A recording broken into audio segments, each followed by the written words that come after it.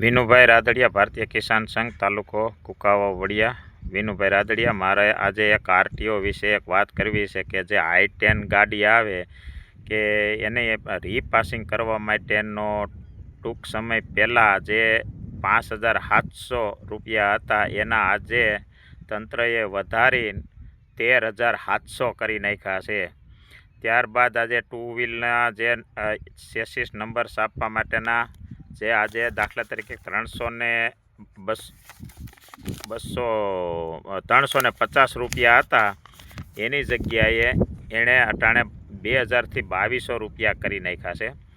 આ બધોય માર જે જનતા માથે છે, બરાબર છે, આમ જનતા માથે. આજે જે ગાડીઓ તમે લ્યો ત્યારે કેવડા ટેક્સ ભરાઈને આપણી પાસે ગાડી પૂગે છે. કાંઈ વાંધો નહીં, જે મોટી ગાડીઓ તો જે લાખો રૂપિયાનું મોટા માણસો લે એને માટે ટેક્સ ભરીને અને લે છે. પછી આપણે રહી વાત કે નાના માણસો જે ફોર વ્હીલ લે એની સેકન્ડ લે એ જ લે. નાના માણસોને આજે ફોર વ્હીલ જરૂરી છે, કારણ કે રસ્તા આજ એવા ખરાબ છે ને કે ટુ વ્હીલ લઈને અને ક્યાંય જવું હોય તો આજે રસ્તામાં હલાય એવી પોઝિશન નથી. નંબર 2 કે ટુ વ્હીલની અંદર 2 જણા સામે ને હવે ફેમિલી 3નું હોય, બે છોકરા હોય, 2 પોતે હોય, તો ટુ વ્હીલમાં લઈને 4 જણા ગયા હોય તો રોકીને અને દંડ વસૂલે.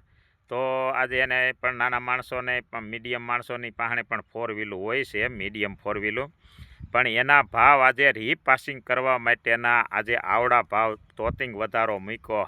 5700 હતા એના 13,700 કરી નાખ્યા. નંબર 2 કે ટુ વ્હીલના ચેસિસ છાપાના નંબર 350 હતા એના 2,200 જેવું કરી નાખ્યું. નંબર 3 કે આજે લાયસન્સ તમારે લીધું હોય એટલે લાયસન્સનો શું વસ્તુ છે કે ભાઈ તમને ગાડી આવડે છે એ પ્રૂફ, રાઈટ છે.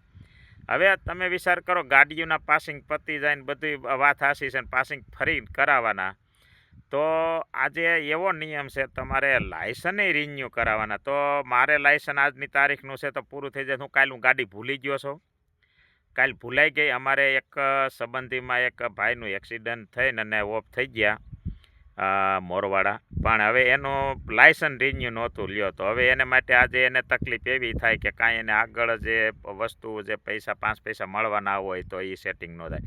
તો મારું શું કહેવું કે લાયસન્સ ભલે જૂનું છે તો જૂનું એને લાયસન્સ તો ધરાવે છે ને.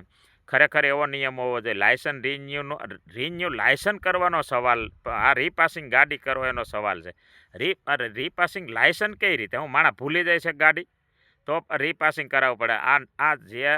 આ આમ જનતા પાસેથી તંત્ર એટલો તોડ કરીને પૈસા લે છે એની વાત જવા દો. તોય પાછા હાલો રોડ રસ્તા તો સારા હોતા નથી. તમે વિચાર કરો, આજ રોડ રસ્તાનું તો એને વિચારવું જોઈએ કે આજ એવા બહાર બીજા દેશના હોય એવા રોડ રસ્તા હોવા જોઈએ. ટેક્સ પૂરો વસૂલાય છે અને આપણને જે એનો ઉપયોગ જે વસ્તુ મળતી નથી. તો મારું કહેવાનું એ છે કે ખરેખર આમાં સુધારા વધારા કરવા જોઈએ. આટલો બધો તોતિંગ વધારો ન મૂકવો જોઈએ. 5700ના 13,700 ન હોવા જોઈએ. થોડા કરીને એને વધારો મૂકે દર વર્ષે. આજ ખેડૂતોની જણેશ ના કેમ 12-13 વર્ષ પહેલાં મગફળીના જે ભાવ હતા, કપાસના ભાવ હતા, એ આજ 2026ના એ ભાવ છે. તો એમાં કેમ તોતિંગ વધારો નથી આવતો?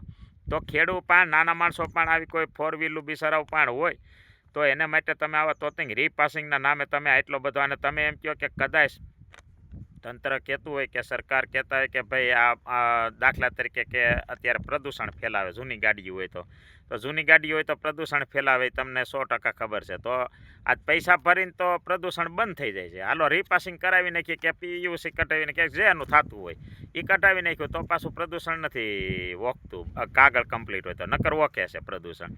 આ ક્યાંનો નિયમ છે મારા વાલા? ખરેખર આની અંદર હું એવું નથી કહેતો કે ભાઈ આ વસ્તુ નથી જરૂરી છે, પણ આનું બધું વિચારીને અને બધોય અમુક નિયમના ફેરફાર કરવા જોઈએ એવી મારી આ નમ્ર વિનંતી છે. જય જવાન, જય કિસાન.